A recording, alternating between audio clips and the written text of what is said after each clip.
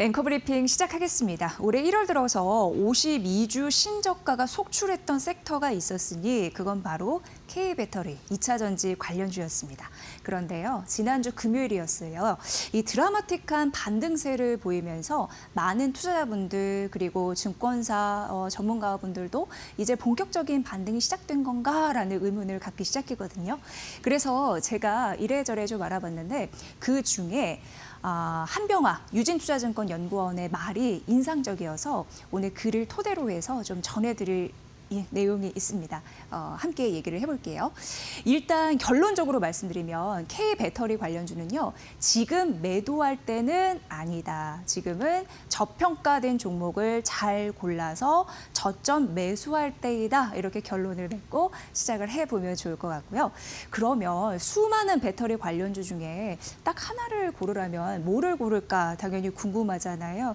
그래서 알아봤는데 바로 이 종목이라고 합니다. 오늘 이 얘기를 들으면서 LG 에너지 솔루션의 매수 버튼 눌러야 될 이유다라고 생각하시면서 들어보시면 도움이 되실 것 같습니다. 자, 사실 LG 에너지 솔루션은 글로벌 탑 티어 기업입니다. 그래서 프리미엄을 받을 가능성이 굉장히 높습니다. 제가 여기 해놓은 거는 로고도 이렇게 잘 해주셨는데 핵심 고객사다 이렇게 보시면 될 것 같고요. 쭉 보시면 테슬라, 폭스바겐, GM, 포드 있지만 미국 시장의 독점력이 강하다라는 데에서도 투자 포인트를 일단 생각해 보시면 좋을 것 같습니다. 고객사가 많다는 건 그쪽으로 수익을 낼 가능성도 있다라는 부분이고요. 다음 페이지 보면 LG 에너지 솔루션은 이 점을 강조해 드리고 싶은 게 대장주다라는 겁니다.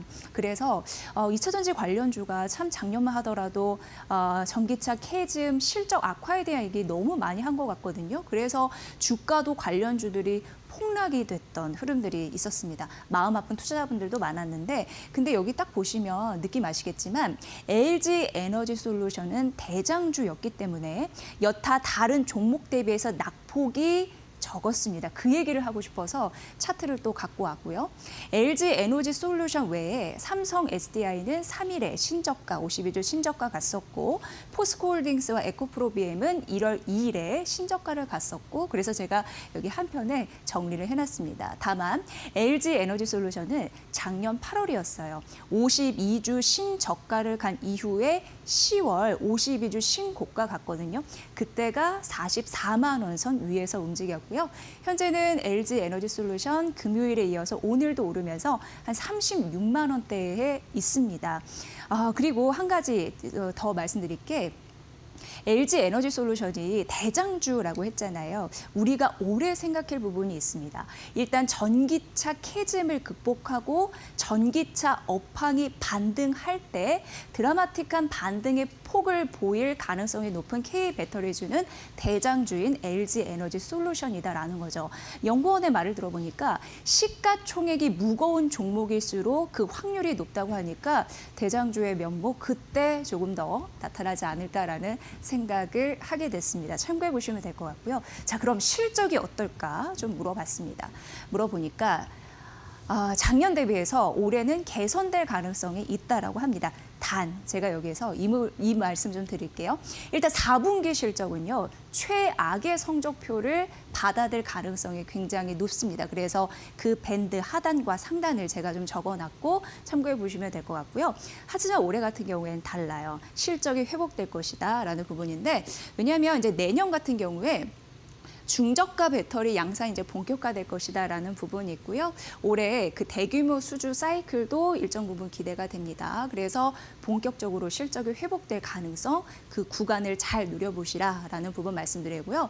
여러분 LG 에너지 솔루션 실적 볼 때 앞으로 유럽 시장을 주목해 보셔야 되는데 유럽 시장에서 약간 그 스크래치 날 만한 이슈가 있었어요. 뭐냐면 올해 같은 경우에는 자동차 이산화탄소 규제를 좀 강화하는 원년이 될 텐데 어떠한 한 증권사에서 이산화탄소 규제를 대폭 완화할 것이다라는 분석을 내놨거든요. 그때 주가가 또 출렁였습니다. 하지만 전문가들은 이런 얘기를 하고 있습니다. 아니다. EU 집행위원회나 집행위원장 같은 경우에는 이걸 동의한 적이 없다. 지금 기업들이 뭐 여러 가지 안 좋기 때문에 일부 수정할 가능성은 있어도 대폭 규제 완화는 아니다라고 선을 그었습니다. 그렇기 때문에 과도한 우려는 하지 않아도 됩니다라는 얘기를 전해드리더라고요. 이 부분도 참고해 보시면 도움이 되실 것 같습니다.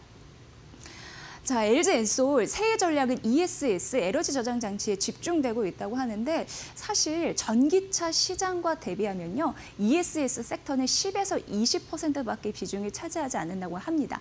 하지만 ESS 같은 경우에는 전기차 캐즘을 극복할 하나의 쿠션 작용을 하기 때문에 조금 추가해놨다라고 보시면 될 것 같고요.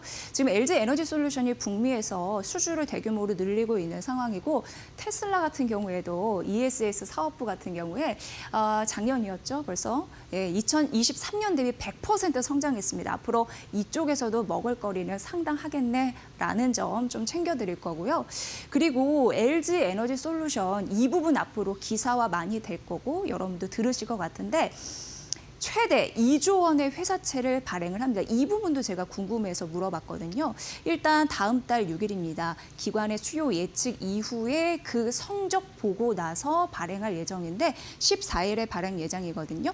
그런데 잘 되면 2조 원 가까이 나올 수 있습니다.